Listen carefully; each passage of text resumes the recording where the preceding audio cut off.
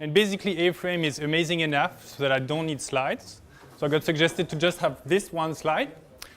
But then I listened to suggestion, and then I still do my own stuff, as was suggested also before. So I'll have to go super fast. But don't worry about it.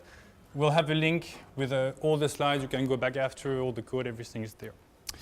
So yeah, thanks, David, because sadly you're right. It's a bit, most of you probably think, oh, VR, I know what it is. I haven't tried it, but I get it. It's kind of this thing, and you go inside, and you're somewhere else. No, you're wrong. If you haven't tried it, you don't know what it is. It's like I can describe what pizza is. If you can actually taste it, smell the pizza, it's just not the same thing. So yeah, sorry for our host. Somehow we'll have to find a solution, but and I can't actually talk too fast. And I'll ask still, because I don't know how many of you actually tried VR, but what's the point in the first place? Well, should we actually strap our head in that black headset? Well, because there are so many things you really can't do. I want to go to Mars. Chances are I will never go. And even if I can go, I want to go in another galaxy. I'll never do that. I want to scuba dive 10,000 kilometers down. I can't do that. Juggle with 4-dimensional toys, hike in hyperbolic space, do crazy stuff, and organize my mind in VR. I can't do that with like just papers and stuff. All that there are no tricks for it. But still, VR doesn't matter. It doesn't matter. It's very interesting, but it's not the time you spend in VR. It's what you bring back, let's say, when you're back to reality, when you discuss with friends, when you build stuff. It's how you use VR for your daily life. You shouldn't care about VR, but how you use it, what you gain from it, that's what matters. So there are other alternatives to VR, like you can use, do you know what that is? It's basically a taser for your brain. So if you want to like trick your brains, if you want to do for anesthesia, stop counting, stuff like this, you can use that. Super imprecise, and like you're basically blasting your brain with actual electricity. Not that good. So the alternative is the holodeck and using VR. So you fool your sense, and then you get you temporarily give up some control, but then you can go really somewhere else and not just be there, but interact with that world. Why open source? Why doing it? Why doing contribution? And why? I mean, in general, I think it's obviously, it does matter.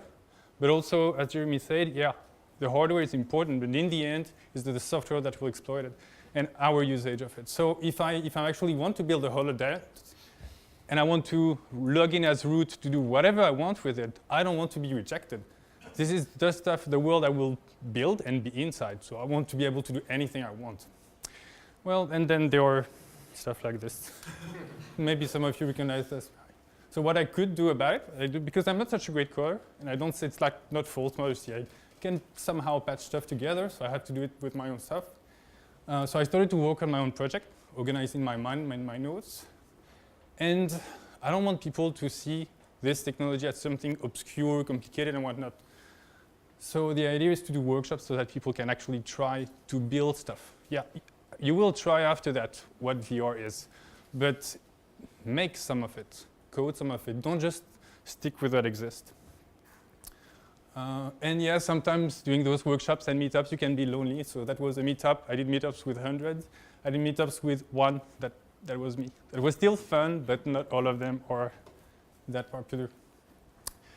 So again, why I'm contributing, because it's something, VR is an amazing interface. It will change our daily life. It changed my daily life. But then you shape in your reality. You want to log in. You don't want to do whatever you want. You want to get all the layers of the stack to build on it. What do I actually do? So as a contributor, I contribute to A-Frame and Painter mostly, doing PR, issues, docs, organize events, plenty of workshops. But mostly I chat. I like to talk, but I know I don't have too much time, so I won't talk too long. But if you go on the Slack of A-Frame, then if you have questions in public or in private, then I'm usually there to answer it when I'm awake. And I do other stuff on the side also still. So yeah, that's stuff like this, looking at issues, chatting, organizing events where like this you will be able to paint in VR and using it for other purposes, art and more. community, also as you said, Jeremy, when you evaluate a tool, well, there is when you go as deep and as far as you can, and then when you're like, okay, this, I don't know how to do that. If you don't feel welcome, if you don't think you can learn from others and teach back, then maybe it's not the right tool just because of the community. Also, yes, you do demos and you share them. So that's a pretty crazy and ugly one. So I had those controllers, the Vive, and on my feet, you can barely see it, but I strapped using plastic 2 extra controllers to be able to do like full body immersion. And of course, all of that on the web. So, and I'm playing against myself, and I managed to lose. Like that's a shitty amount of me unblocking it. And it's an ugly demo, it's a silly demo, but I was pretty much the first, I believe, to do that. And I can build on it. Like it doesn't matter what, it's a step for the rest, and it's others can learn from it too. So that's the point, I think, of having demos. Yeah, so walled gardens, stores, blah, blah, blah. Damaging for your work, and also because you get stuck. And in VR, you need to be social, so that's a walled garden that doesn't end well. What platform I support? Pretty much everything. Thanks to WebVR, so you do VR on the web. And you do it, so it's a bit too small, but that was in San Jose, so you have the Mozilla team, you have the Chrome team, you have Apple there, unofficially, but they were there. And you have, all the major actors, all the browser vendors, Samsung also was there. It was at the Samsung campus. So WebVR is not an alternative to VR as native. It's better. It's not just a port. It's not a low resolution port. Yes, you can still do PWAs, also as it was explained before. And you can do stuff you can not do without. So you don't have to pass by a store if you go from one VR experience. If you make one, if somebody else make one, you can do transition without, and you can pass data. So if you do an experience where you like gain a sword or you do transaction, whatever you want, you can bring that to the next one. So this one, if you're epileptic, close your eyes. Okay, you go from one experience to the next. You don't remove the headset, you don't go through the store, just go very smoothly. So okay, we stop there because, so all that actually stuff, let's do that.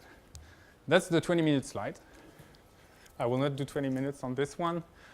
So A-Frame is the framework by Mozilla on how to make actually all this 3D stuff easier. You all know HTML, I guess. You've dabbled with it. Well, custom elements can be, instead of being, I don't know, a div, it can be a sphere, and you get a sphere out of it. So you can have also a cone. So that's one cone. But then, no, I don't have time for this. You'll see it after. And it's all in 3D. It's an A-frame. It's not a video, blah, blah, blah. And so you have access to something really, really high level, like defining a sphere or a cone or a sky. But also, you can go all the way down. It's not turtles, but shaders. You have access to really high level. That's pretty simple. And then if you want to go deeper, you can use JavaScript. If you want to go deeper, you can use shaders. And all that, that's a 200 euros laptop. If somebody steals it, I'm okay with that. It's not a big deal. And it runs like hundreds of those little grains of grass just thanks to GPU and the shaders on it. So you can go really from very, very simple, barely know HTML, to, and actually if you don't know HTML, that's still okay. You should, but not my problem.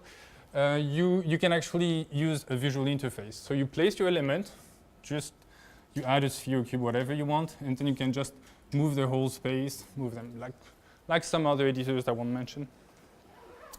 And you can do also others. So I won't go on the architecture side, but you have repositories, so third-party components. If the framework is not enough, you want to define some behavior, how that sphere that I was mentioning before moved around, reacted to sound, vision, whatever. You define your component, you add it to the repository, the whole community, again, you're still there? The whole community benefits from it. That's also why I'm still there, why I still participate to A-Frame as a community, because you keep on having new components from the community. What you will be able to try also is a painter. I'm going to get problems with that, but it's not just for art. Art is amazing. You can lay also on the floor there. I think it's pretty clear. And then you can paint whatever you want, whatever you feel like. But it's also a prototyping tool. Like you start to think of a new VR project, you'll start to draw on paper like this, flat. That's nice. But the whole point of VR is that you are in another space. If that space is in a 3D, if you can't actually easily do 3D objects or environment, there is no point to it. So using a tool like this, like a painter, you prototype extremely quickly. Everybody can do that. You just move your arm. But also you can share it with anybody else. So your friends, your colleagues, your clients. And this is the result because it's all on the web. And then you can build on top of it. So yeah, can I swear? I don't know, I won't swear. But it's a completely new medium. If you use it to do what you did before, if you use it to do what somebody else did before, what's the point? There is no point. You need to think again and do something actually new. I don't know what that is. I know what I like to do with VR, but after that, that's up to you to think about it. So yeah, it's not super complicated, this and that. No, you just install the latest Firefox. You don't even have to think about it. Stable, 55. You plug your Vive. You go on apainter on aframe.io/apainter. And that's it, you're in VR. You don't have to do all those geeky stuff before. That's the past. That's since mid-October, I think, 8th of August, sorry. So yeah, I see some benefits to contributing for humanity at large and open source and blah, blah, blah. But it's also just fun. It's a great team for, like we were at All Hands and we went to hunt turtles, actually not hunt, but swim with turtles. So it's just a great community to be part of. That's just a 360 photo.